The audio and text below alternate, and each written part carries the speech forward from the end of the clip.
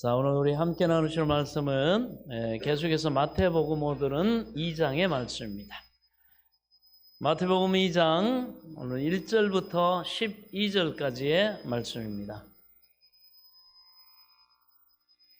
마태복음 2장 1절부터 12절까지의 말씀 우리 한 절씩 교독하시도록 하겠습니다. 헤롯 왕 때에 예수께서 유대 베들레헴에서 나심에 동방으로부터 박사들이 예루살렘에 이르러 말하되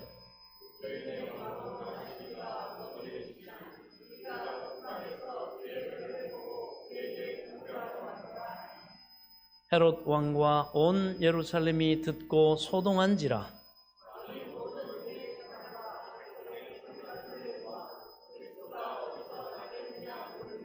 이르되 유대 베들레헴이오니 이는 선지자로 이렇게 기록된 바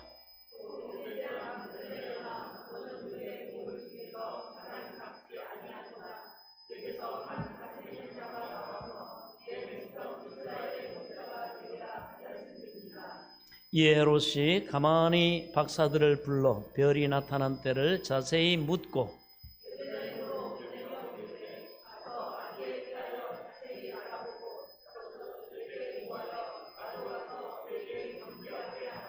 박사들이 왕의 말을 듣고 갈새 동방에서 보던 그 별이 문득 앞서 인도하여 가다가 아기 있는 곳 위에 머물러 서 있는지라 집에 들어가 아기와 그의 어머니 마리아가 함께 있는 것을 보고 엎드려 아기께 경배하고 보배압을 열어 황금과 유향과 모략을 예물로 드리니라.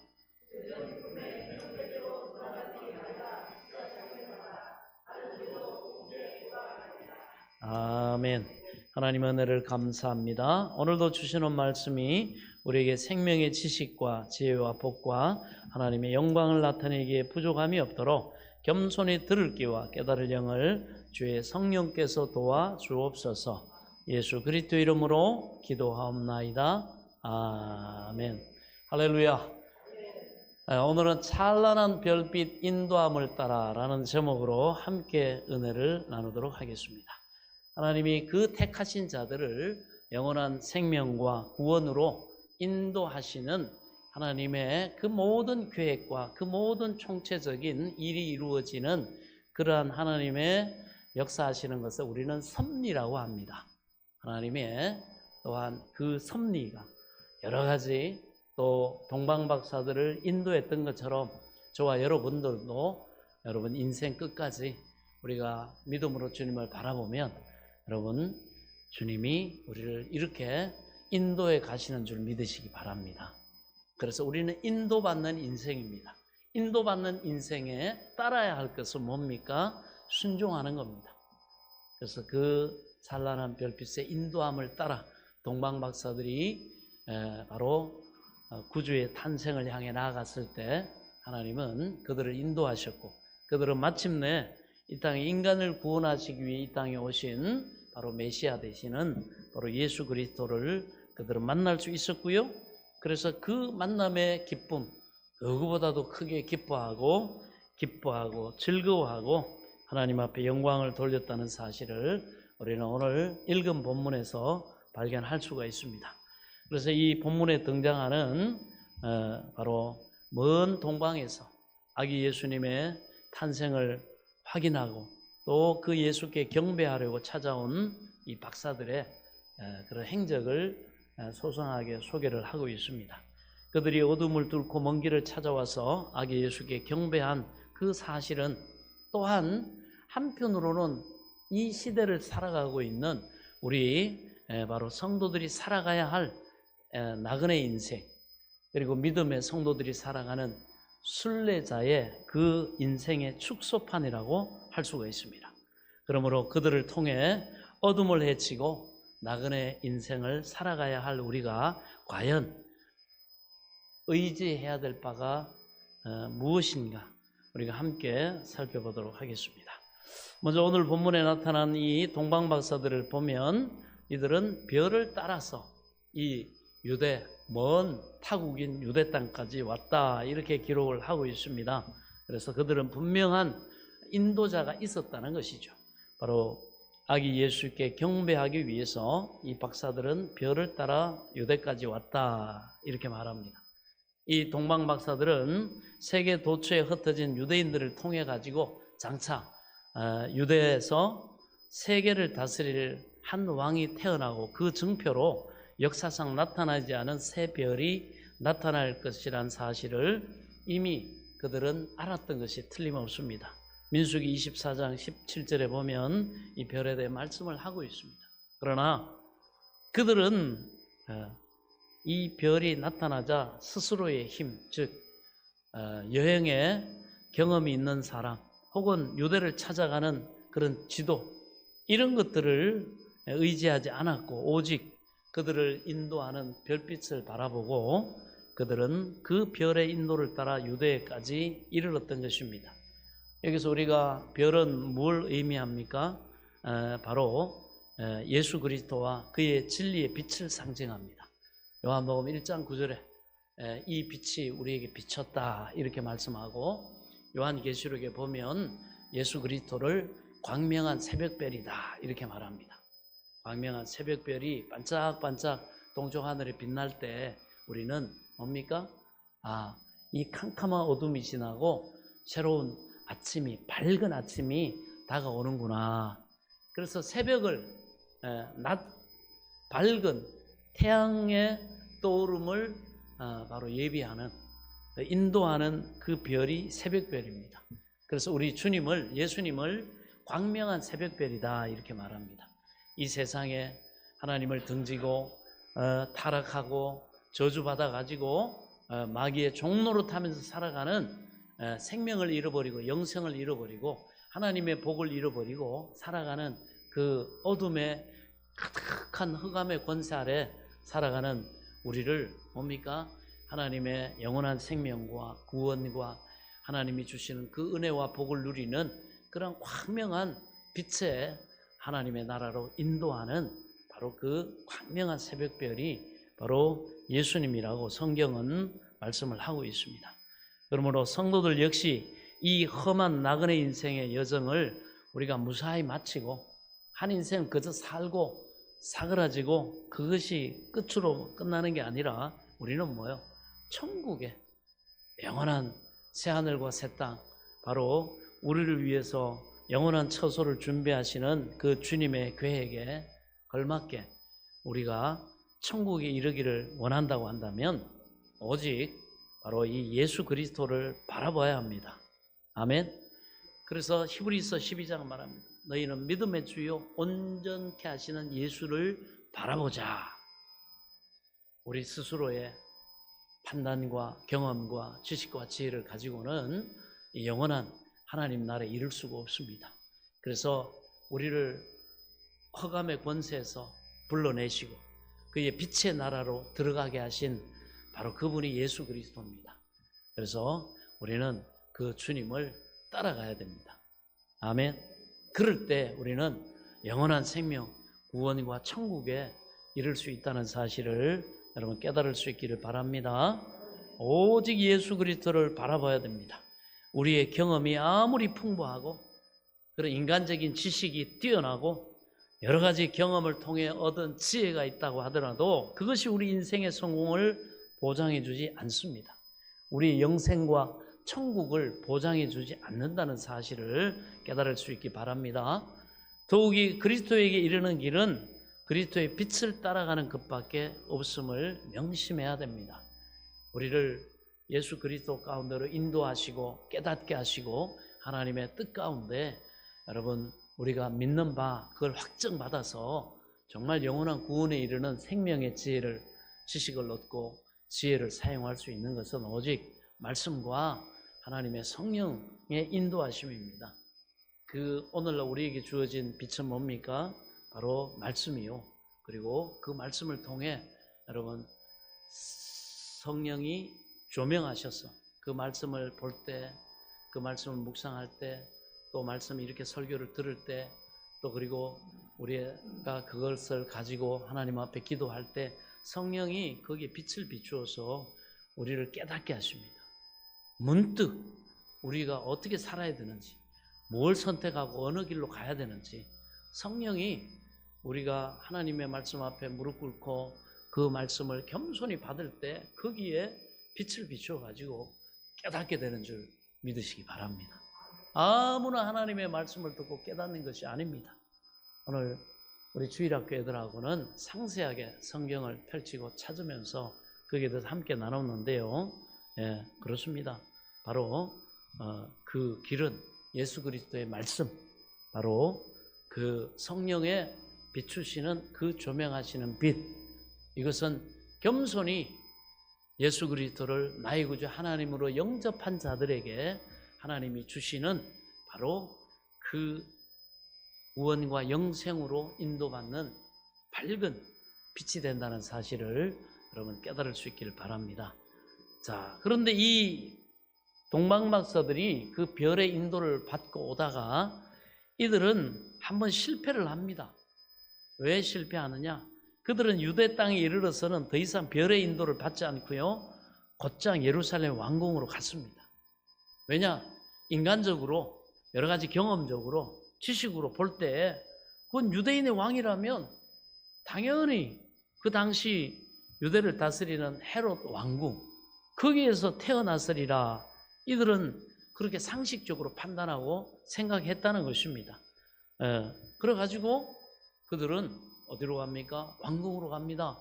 유대 땅까지는 잘 겸손하게 별의 인도를 받다가 유대 땅에 와가지고는 이제는 익숙한 환경이요, 그 다음에 여러 가지 사막에서의 길이를 염려나 이런 것들이 싹 사라지고 나니까 방심해버립니다. 그래가지고 하나님이 그들에게 천사를 통해서나 또 마음에 성령의 음성으로 주셨겠죠. 그러니까 그들이 메시아의 탄생을 바라보고 그쪽을 향해 오지 않았겠습니까? 잘 오다가 뭔가 이제 뭐 화려한 도시가 보이고 인간적인 어떤 것들이 능력이나 이런 것들이 보여지니까 그 영향을 받아가지고 뭐 당연히 왕궁에서 태어나겠지, 상식적인 판단 때문에 있습니다. 그런데 그 결과 이들의 믿음의 별빛 인도를 잃어버렸을 때 이들이 이 오판으로 인해서 엄청난 대가를 치릅니다. 그들은 첫째는 그 왕궁에 가봤더니 메시아이신 아기 예수님을 만나지를 못합니다. 오히려 예루살렘에 커다란 소동이 일어나죠. 깜짝 사람들이 놀랍니다. 3절에 보면 헤롯 왕과 온 예루살렘이 듣고 소동한지라 일대소란이 일어났습니다. 헤롯은 그 당시 잉태하고 태어날 그런 그 임산부가 없었던 거죠. 그럼에도 불구하고 헤롯이 그걸로 인해 충격을 받습니다. 아주 소동합니다. 신하들도 그렇고. 그리고 후에는 어떻게 됩니까? 이걸로 인해 가지고 뭔가 나 말고 다른 왕이 태어나나 보다, 그럴 수도 있겠다 하는 그런 생각이 들고요. 그래 후에 베들레헴과 그 주변의 아기들을 다 죽이는 불행한 결과만을 초래했을 뿐입니다. 16절에 보면 헤롯이 박사들이 자기가 말한 대로 속아주지 않고 하나님의 지시를 받아가지고 이렇게 돌아가지고 고국으로 가는 그 사실을 뒤늦게 눈치채고는 헤롯이 안 되겠다, 이들이 안 온 거 보니까 뭔가 분명히 그들이 말한 대로 일이 이루어졌을 수도 있다.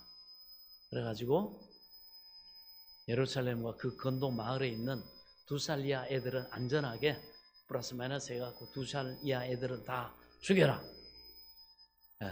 그래서 예루살렘, 베들레헴 유아 학살 사건이 이들의 이 실수로 인해서 일어났다는 걸 우리가 알 수가 있습니다. 그래서 이것을 통해 우리는 성도들이 예수님 진리이신 그리스도에게서 눈을 떼고 다른 세상적인 것을 바라보고 계산하고 의지할 때 필연적으로 발생할 수밖에 없는 불행을 상징적으로 보여주는 그런 역사적인 사실임을 우리는 알아야 됩니다. 우리 예수 믿는 믿음의 사람들이 하나님을 잘 겸손히 말씀과 성령의 인도를 따르고 하나님의 뜻을 따라가다가 보여지는 세상의 화려한 어떤 그런 성취, 그런 어떤 능력, 이런 것들을 통해 가지고 잠시 보이는 것에 현혹돼 가지고 우리의 참된 인도자 대신, 인생의 인도자 대신 그 주님의 빛을 잃어버리면 우리가 이런 상황에 빠질 수 있다는 것입니다. 아멘. 그러면 우리는 한시도 초점을, 우리의 시선을 주님으로부터 떼서는 안 됩니다. 그것을 이 역사적인 사실도 우리에게 보여주고 있죠. 이처럼 성도된 사람들이 주를 잃어버리면 실패할 수밖에 없다는 것을 우리는 별을, 인도를 놓친 동방박사들을 통해서 우리는 알 수가 있습니다. 또 동방박사들이 이제 헤롯 임금의 말을 듣고 왕궁을 빠져나왔을 때 다시 문득 그들은 깨닫습니다. 자기들도 모르는구나. 자기들도 모르는구나. 이렇게 깨닫게 되죠. 왜 그렇습니까? 그들은 메시아를 기다리지도 않았고 인정하지도 않았고 그들은 믿지도 않았기 때문에. 그래서 마태복음 13장에 보면 이렇게 말씀합니다. 그러므로 내가 그들에게 비유로 말하는 것은 그들이 보아도 보지 못하며 들어도 듣지 못하며 깨닫지 못함이니라. 이사야의 예언이 그들에게 이루어졌으니, 예수님이 직접 내가 메시아가 왔는데도 보지 못하고 내가 말씀을, 진리를 전해도 깨닫지 못하는 이유가 뭐냐? 왜 이들에게 이런 일이 일어났냐? 너희는 믿고 나를 하나님의 아들로 고백하고 그리스도시요 살아계신 하나님의 아들입니다, 나를 따르는 너희들이 이렇게 고백하는데 왜 이 하나님의 성경, 구약 성경의 예언을 너무나 잘 아는 대제사장들, 서기관들 이들을 왜 깨닫지를 못하느냐 궁금하잖아요. 그리고 예수님이 딱 제자들한테 설명을 해주는 거예요. 왜 이들이 못 깨닫는 줄 아느냐? 그것은 바로 보아도 보지 못하고 들어도 듣지 못하며 깨닫지 못함이니라. 이사야의 예언이 그들에게 이루어졌으니 때 일렀으되 너희가 듣기는 들어도 깨닫지 못할 것이요 보기는 보아도 알지 못하리라. 그 이유가 뭐냐? 이 백성들의 마음 상태가 완악하여졌어. 그 귀는 듣기에 둔하고 눈은 감았으니 이는 눈으로 보고 귀로 듣고 마음으로 깨달아 돌이켜 내게 고침을 받을까 두려워함이라 하였느니라. 왜 고침받기를 두려워할까? 싫어할까?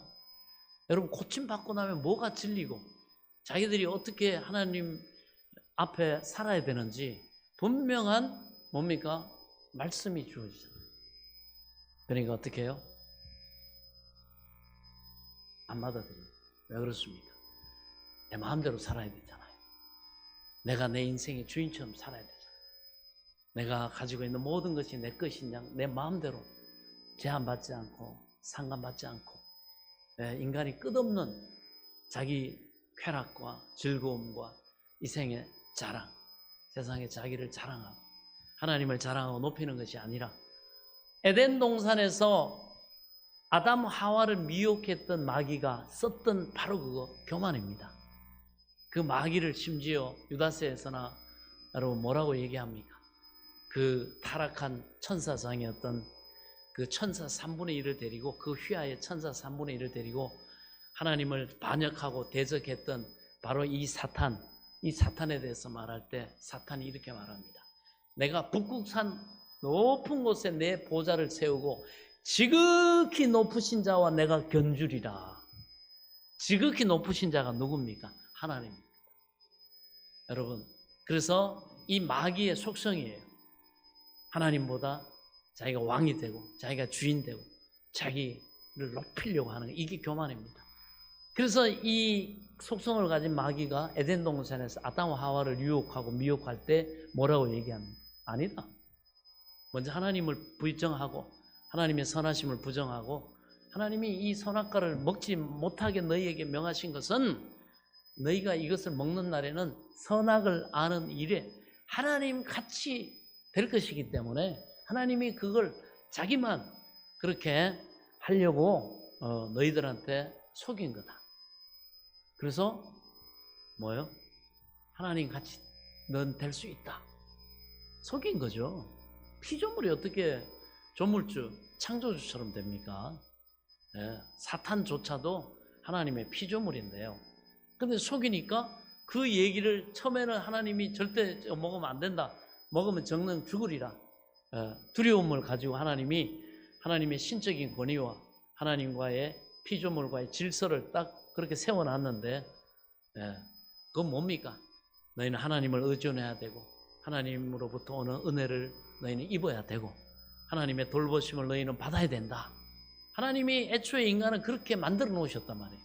그런데 그것을 사랑의 하나님의 그 섬김과 그 은혜 베푸심인데 마귀는 그걸 싹 바꿔놓죠. 하나님의 간섭으로. 하나님이 너희를 속이는 거고 하나님이 너희를 군림하는 거고 너희를 착취하는 거고 이렇게 여러분 바꿔놓습니다.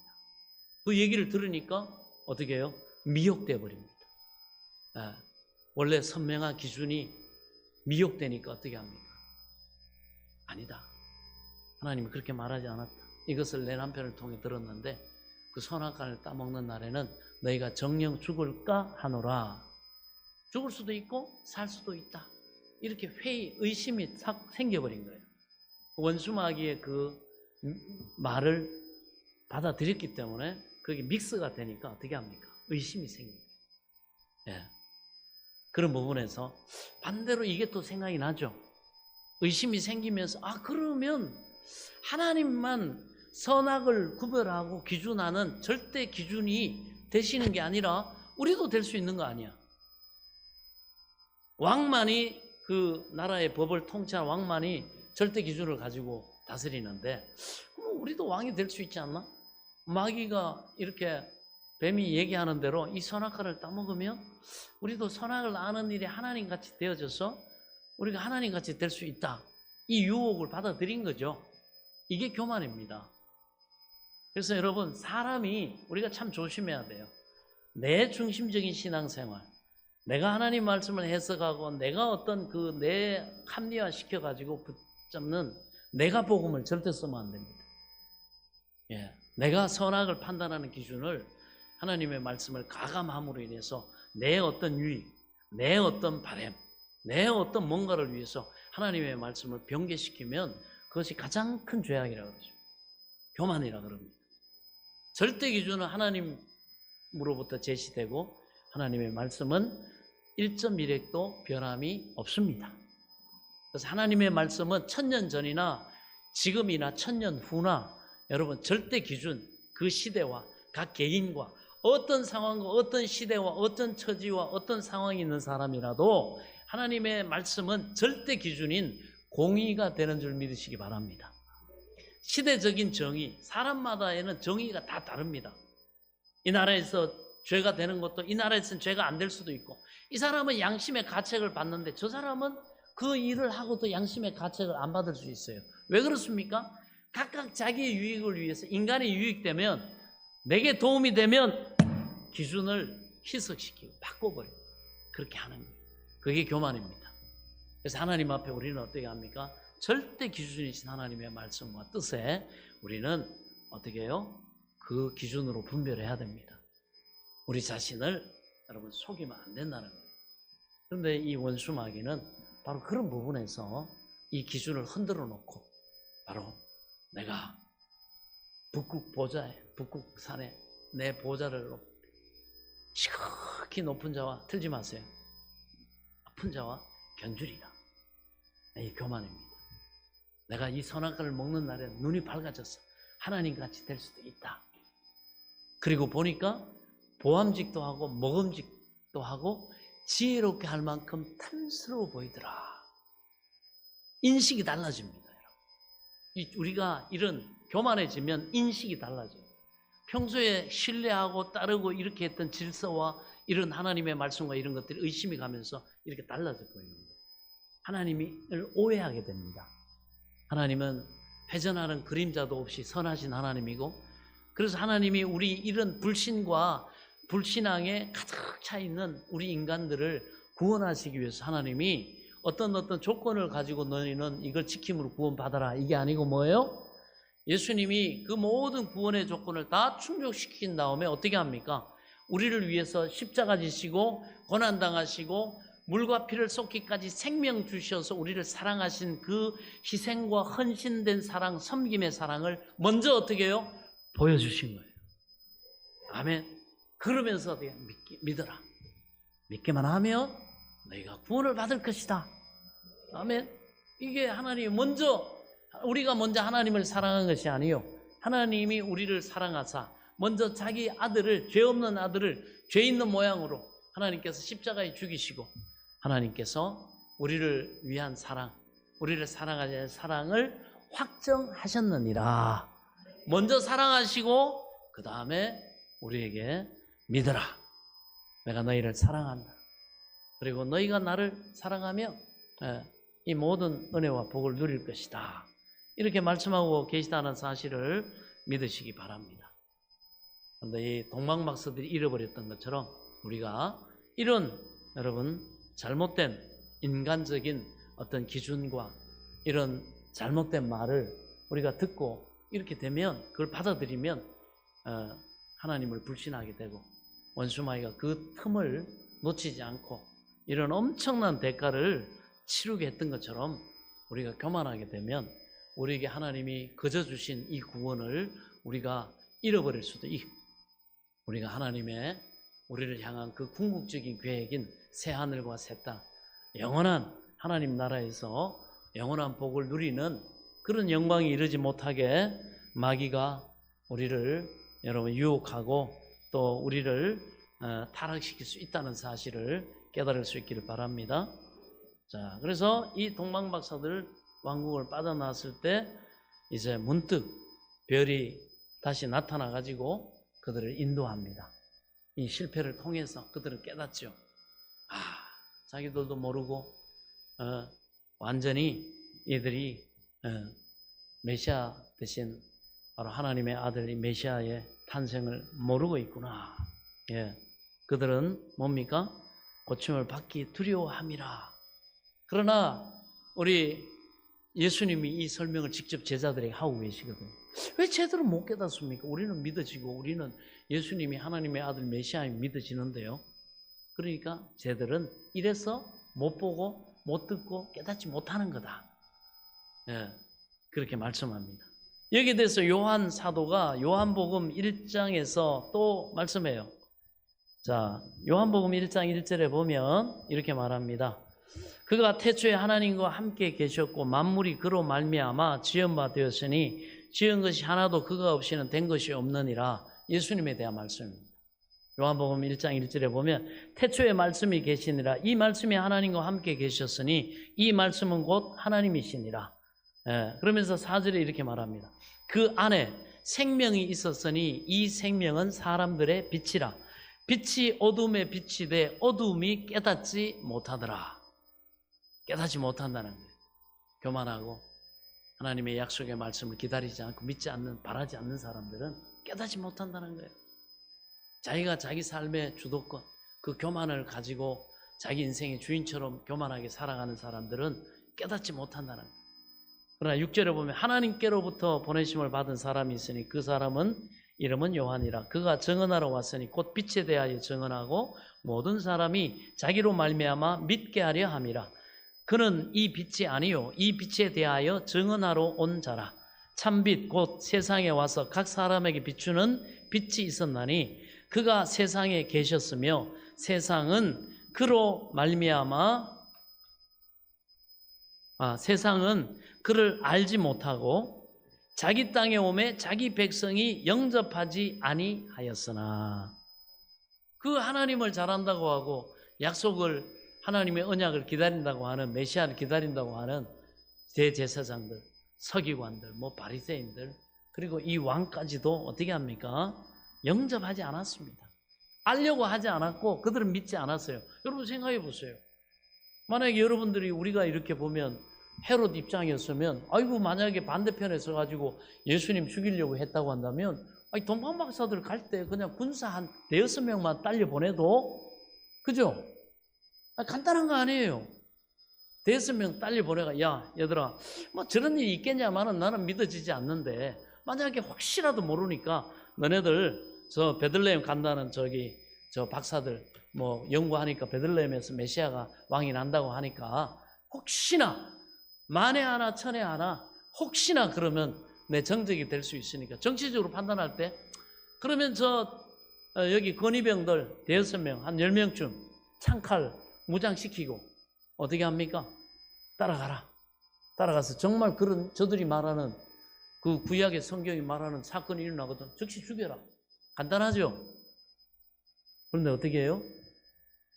이들은 그 얘기를 들으면서 구약의 성경 말씀을 하고 있고 해석을 해 주는데도 불구하고 어떻게 해요? 안 뜨이는 거야. 못 믿는 거야. 안 깨달아지는 거예요. 그러니까 간단하게 그 베들레헴의 그래도 백성들 아닙니까? 어떻든 간에 그 2살 이하 애들 다 죽이기 전에 간단하게 해결할 수 있었잖아요. 그런데 어떻게?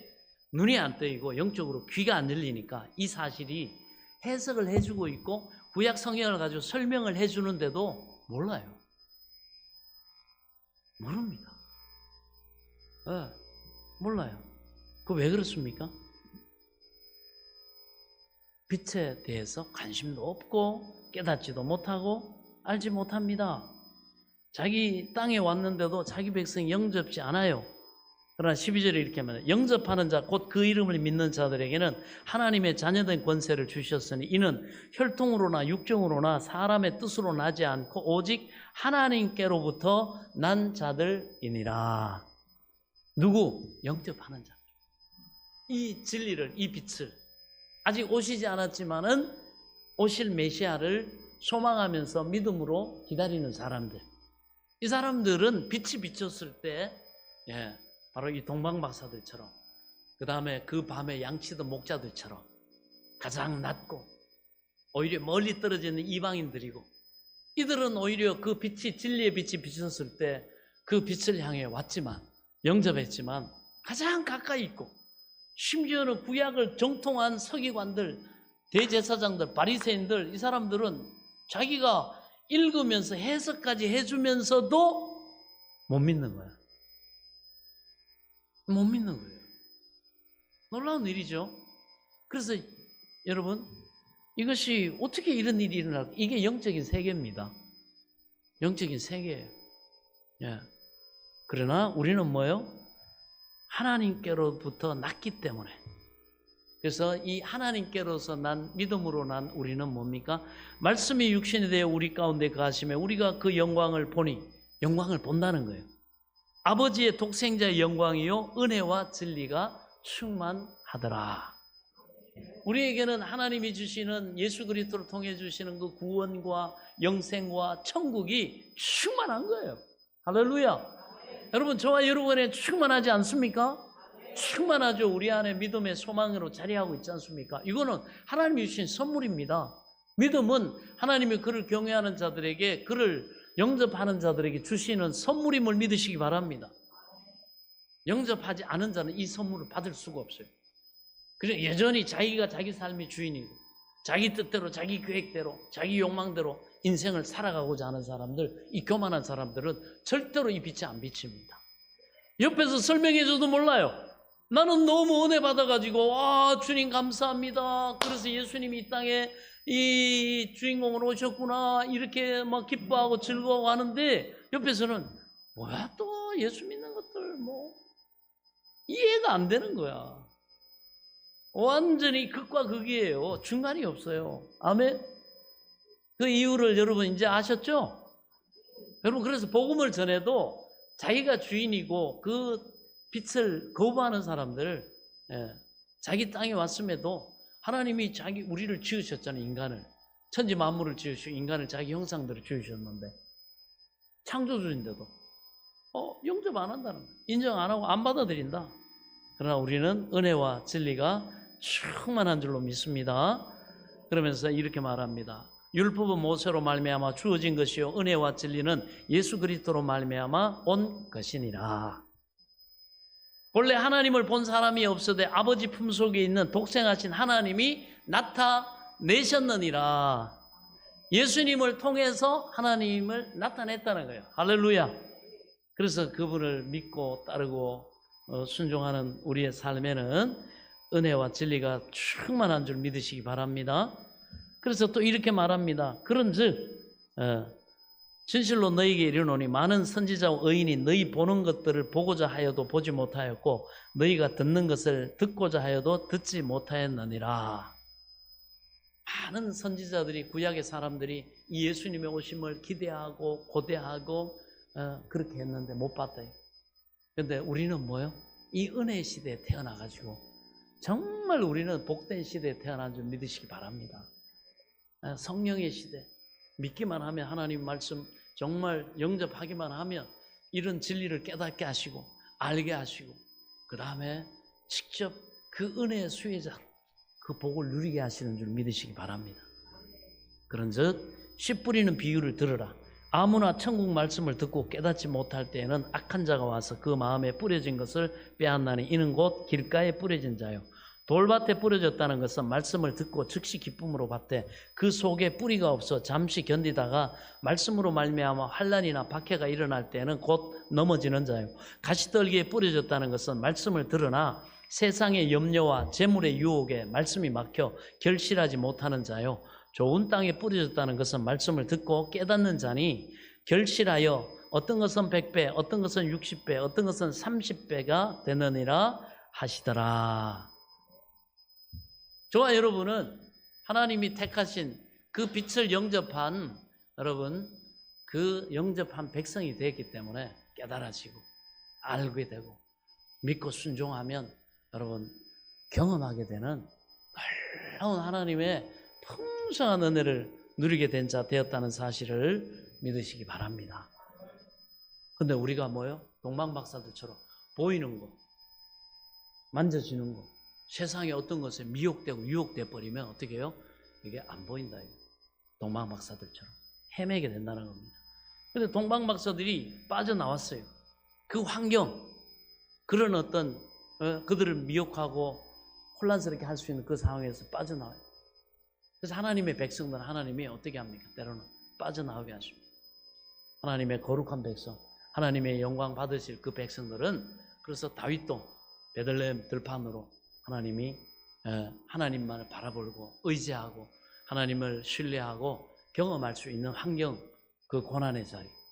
요셉도 마찬가지고 그 부잣집 사랑받던 천덕꾸러기에서 하나님이 애굽으로 보내시고, 이스라엘 백성들도 마찬가지고 그 광야로 인도하시고, 거기에서 고난과 그 고난의 광야에서 그들은 하나님이 우리를 먹이시고 입히시고 물을 마시게 하시고 옷을 떨어지지 않게 하시고 낮에는 구름 기둥 밤에는 불 기둥으로 우리와 함께 하시는 그 약속의 땅 가나안을 향해서 인도하신 하나님을 직접 보고 경험하고 확신하게 하시잖아요. 할렐루야. 그것은 그 출애굽의 명령을 쫓아서 여러분 모세를 통해 인도하신 하나님을 믿은 사람들이 그 은혜를 누린 거예요. 그렇기 때문에 바로 우리는 인본주의와 불신앙의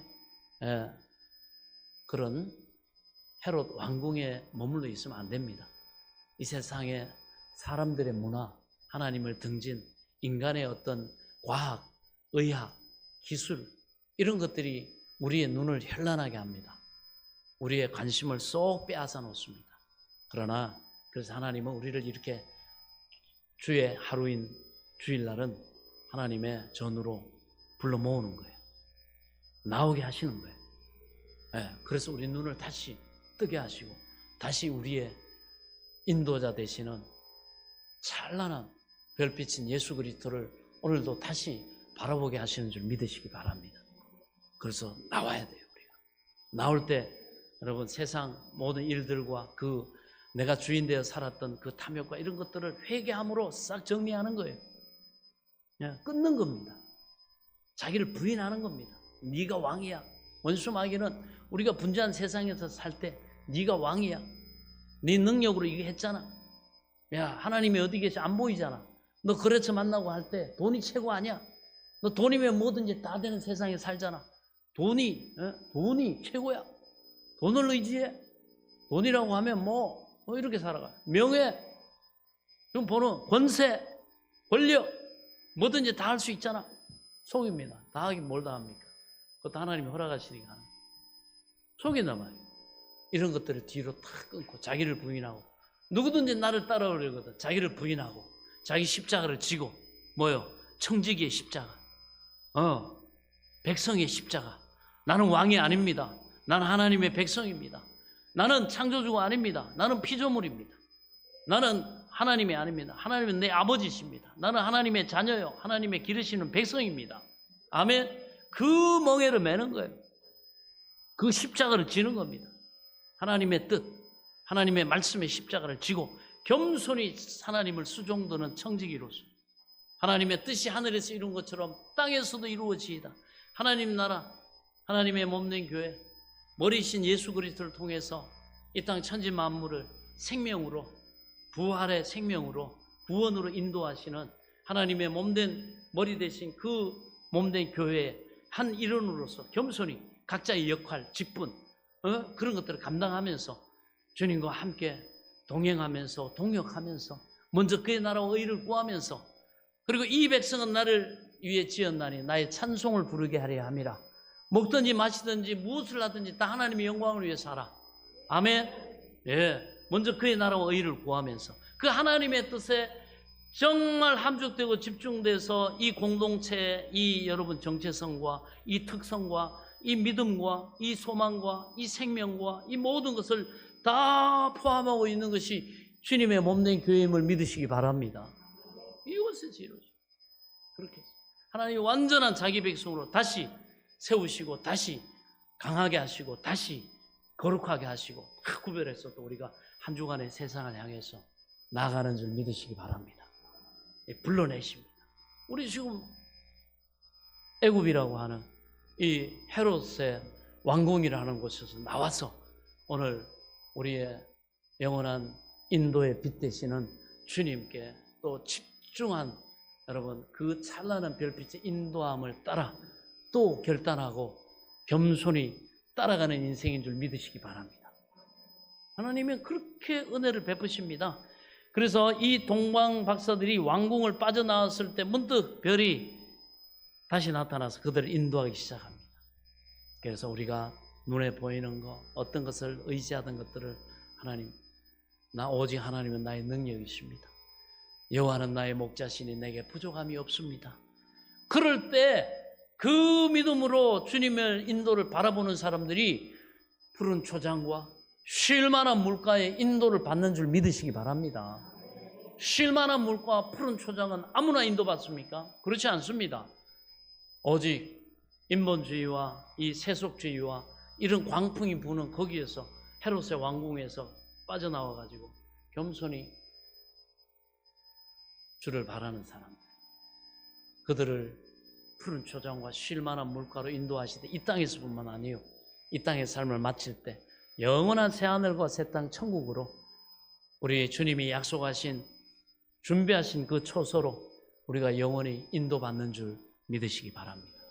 지금이 끝이 아니에요. 과정일 뿐입니다. 정신을 차리고 그러므로 너희는 깨어라, 근신하라. 너희 대적 마귀가 두루 삼킬 자를 찾는 듯이 그렇게 너희를 찾고 있다.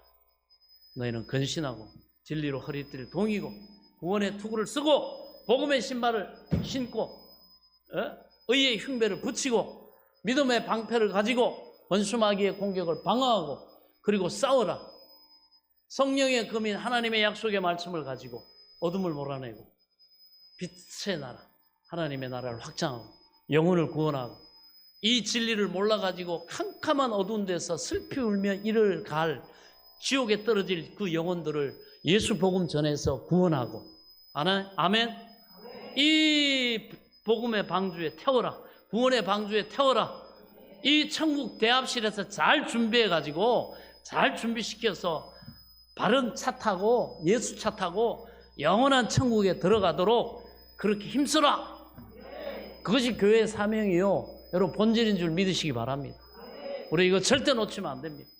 그럴 때 세상 끝날까지 내가 너희와 항상 함께 있으리라. 그래서 이 동방 박사들은 다시 그 별의 인도를 받으면서 너무너무 기뻐했습니다.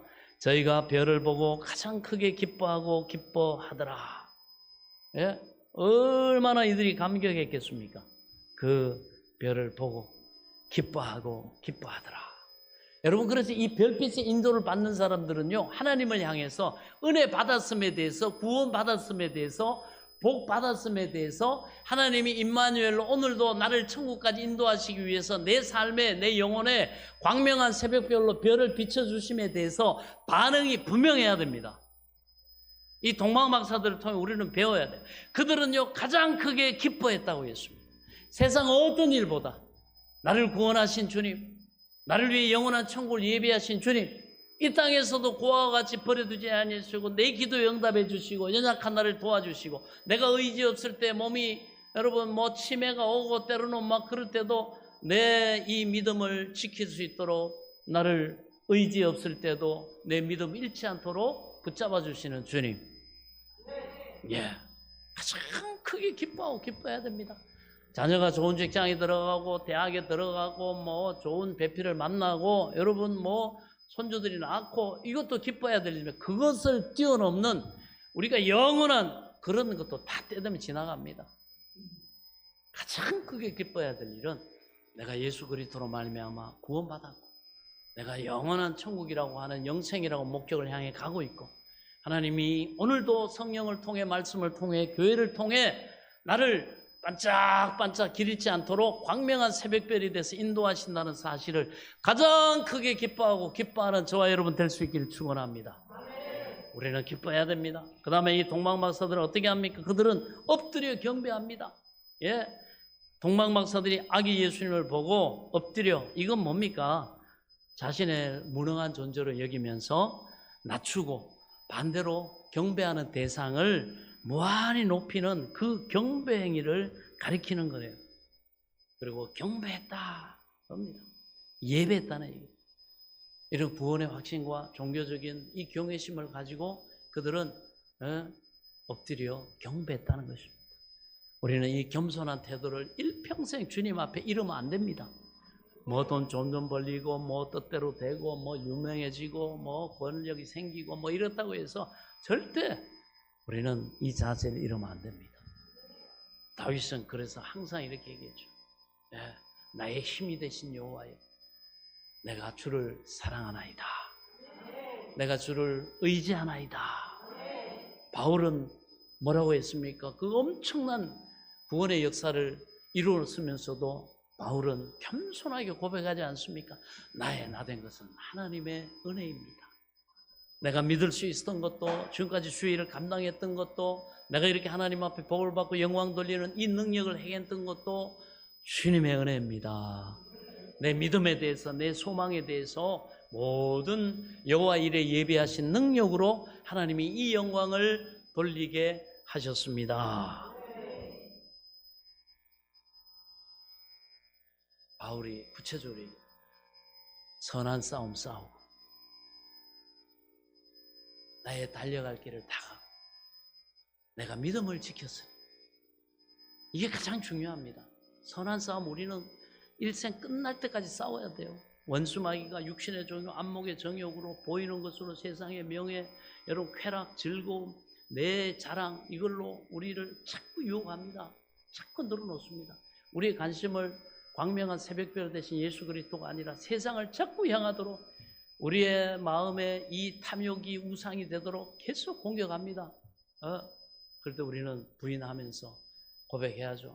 그걸 끊어내는 게 뭡니까? 10일 조고 하나님 앞에 우리의 감사를 가장 먼저 드리는 거고, 하나님의 뜻 가운데 우리가 선한 청지기로 우리에게 맡긴 물질과 시간과 재능과 자녀들과 모든 내 이 행하는 것들을 하나님의 뜻 안에서 선한 청지기로, 하나님 이 모든 것의 주인은 하나님이십니다. 내가 하나님 뜻대로 이걸 경영하고 하나님 뜻대로 내가 사용하고 하나님 앞에 영광을 돌립니다. 분명한 고백이 있어야 됩니다. 그것이 경배하는 우리의 삶의 경배입니다. 그리고 마지막으로 그들은 귀한 예물을 드렸습니다. 동방박사들은 아기 예수를 경배한 후에 예물을 바치죠. 여기 예물은 선물을 드렸다는 거죠. 보면 첫째는 황금을 드렸어요. 그리고 두 번째는 유향을 드렸고, 세 번째는 모략을 드렸습니다. 황금은 말 그대로 왕권을 상징합니다. 그래서 이 황금은 또 불변하죠. 그래서 바로 예수님의 영원한 왕 되심을 어떻게 합니까? 인정하고 감사하는 거예요. 그리고 이 유향은 거룩함과 제사장적인 그런 권위를 의미합니다. 그래서 우리의 인류의 통치자 되신 왕이신 바로 하나님, 그리고 우리의 개인의 생사복을 주관하시고 우리의 경배와 찬양을 받으실 우리의 섬김의 대상인 하나님, 이걸 우리는 예물을 드릴 때, 하나님 앞에 감사를 드릴 때 이것이 반드시 담겨져야 됩니다. 그저 습관적으로 종교적으로 11조 드려야 된다더라, 감사해야 된다더라, 이렇게 해야 된다더라, 이거는 여러분 껍데기입니다. 그러나 이 그릇이 없으면 그 내용물을 담을 수 없는 것처럼 이 행위에 뭐예요? 이 황금이 더해져야 돼요. 이 마음, 주님은 우리의 왕이십니다. 우리의 영원한 생명의 통치자이십니다. 이 고백이 우리의 감사의 예물의 헌금에 어떻게 해요? 포함되어야 합니다.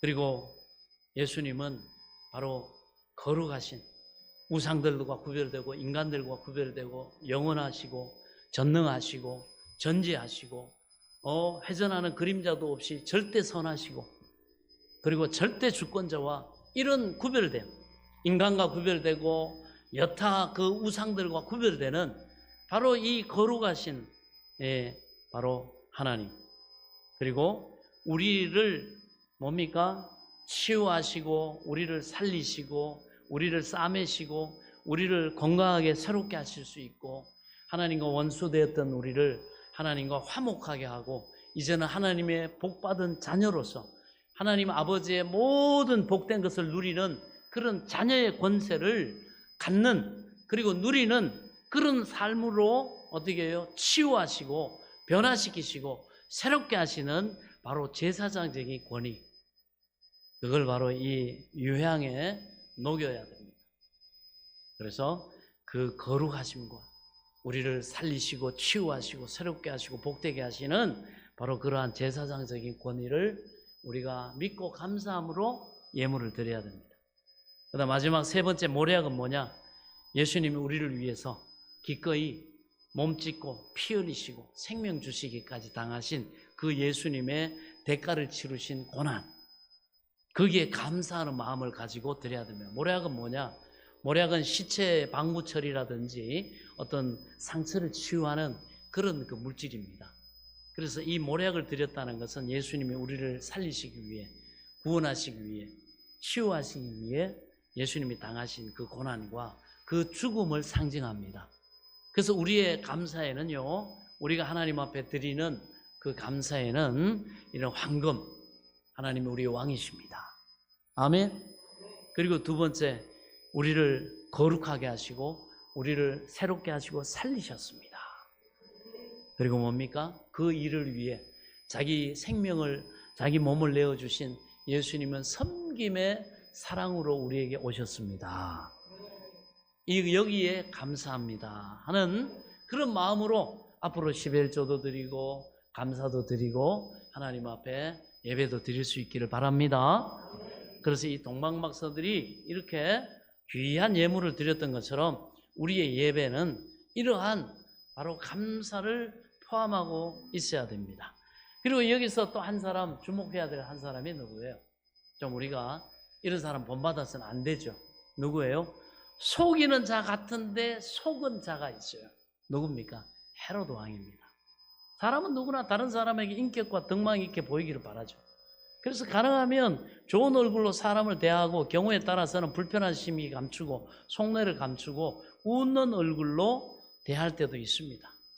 이것은 여러분 반드시 나쁘다고만 할 수가 없죠. 왜냐하면 감정을 적당히 숨기고 사는 것이 예의고, 또 그대로 다 감정을 드러내면 안 되죠. 또 불필요한 다툼의 소리를 없애는 길이기도 하기 때문에, 하지만 만일 우리가 지혜를 얻어야 됩니다. 헤롯을 보면 도가 지나쳐서 다른 사람을 속일 목적으로 자기를 선하게 보이려고 한다면 그거는 위선이요. 크나큰 죄악입니다. 속내를 숨기고 친절하게 다가오는 그것이 마귀의 아주 탁월한 전략이죠.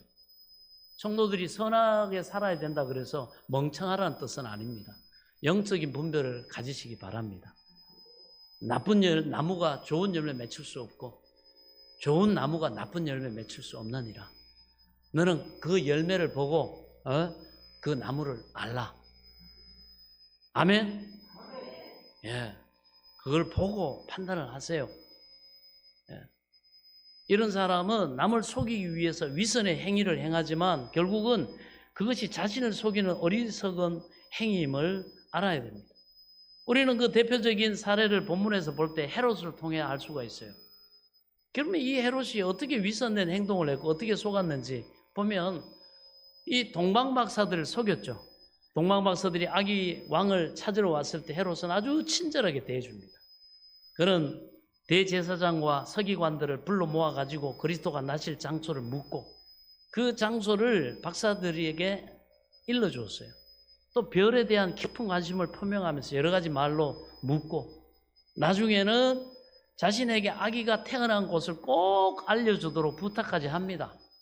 여러분, 멀고 먼 길을 찾아온 이방 나그네 입장에서 이보다 더 고마운 일이 어디 있겠습니까? 자기를 너무너무 알아주고 자기를 위해주는 척하는 거예요. 아시겠어요? 거기에 속으면 안 됩니다, 여러분. 분별력을 가지세요. 예, 얼마나 이 사람들 입장에서는 어이구 나를 알아주네. 목사님도 내 마음 몰라주는 것 같은데 이 사람 나를 알아주네. 내 힘듦을 알아주네. 예? 이 십자가를 지고 가는 나를 어이구 생각해 준 사람이 있네. 속으면 안 됩니다. 우리는 항상 거룩한 부담감과 여러분 십자가를 지고 가야 되는 게 우리의 여러분 숙명인 줄 깨달으시기 바랍니다. 그거 벗어 던지면 홀가분 할 것 같지만 모든 여러분 절망과 여러분 그 지옥이 그 저주가 따라옵니다. 왜 여러분 속으시면 안 돼요. 겉으로 보기에 그 멍에 벗어버리고 직분 벗어 던지고 여러분 하나님이 가는 선한 길을 저버리면 막 행복하게 사는 것 같고 하지만 여러분들에게 그렇게 보이려고 하는 것 뿐이지 세상 모든 수고하고 무거운 짐 자기가 짊어져야 됩니다. 그 형편은 처음보다 더합니다. 성경은 그렇게 말하고 있습니다. 이 헤로드에게 속으면 안 됩니다. 아멘? 네, 그렇습니다. 얼마나 친절하고 얼마나 고마운 친절이 어디 있겠습니까? 네. 여러분이 동방박사 입장이라면 헤롯이 눈물겹도록 고맙지 않겠습니까? 그러나 보십시오. 헤롯이 베푼 친절은 결국 그의 진심에서 우러나온 것이 아니었습니다. 본문에서 볼 수 있듯이 그는 유대인의 왕이 새로 났다는 소식 듣고 그를 찾아 죽일 목적으로 친절을 베푼 거예요. 만일 동방박사들이 헤롯의 이와 같은 거짓된 친절을 사실 그대로 믿고 받아들여가지고 헤롯에게 들러서 갔다고 하면 생각해 보세요. 아기 예수님의 위험 당하는 것은 뭐 차치하고라도 먼 동방나라에서부터 오직 예수의 탄생을 기뻐하면서 그 메시아를 만나기 위해서 경배드리기 위해서 아기 예수를 찾았으며 더욱이 헤롯의 생각이 전혀 그런 것이라고 예상하지 못했던 동방박사들의 입장 얼마나 난처했겠습니까? 자기들 때문에 예수님이 큰 위협에 당하고 하나님의 구속사가 망쳐질 수 있었다는 거. 그래서 우리는 신중해야 됩니다. 영적인 분별력을 가져야 됩니다. 아멘. 예. 다른 사람이 공경에 빠지든 말든 자신의 목적을 달성할 목적으로 이 사람이 하나님을 등지든지 복을 잃어버리든지 뭐 이 사람이 어떤 상황에 영적으로 처하든지 이런 건 생각지도 않고 자신의 악한 목적을 달성할 목적으로 욕심으로 사람을 속이는 행위, 그것은 세상에서 가장 비열한 범죄입니다. 아멘.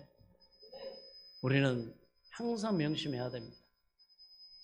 어린 소자 하나를 실족시키면 연자 맷돌을 짊어지고 바다에 던지는 것이 낫다.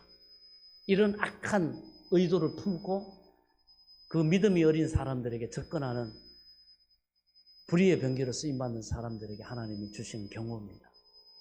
잘 분별해야 됩니다. 그리고 이 사람은 스스로 속았어요.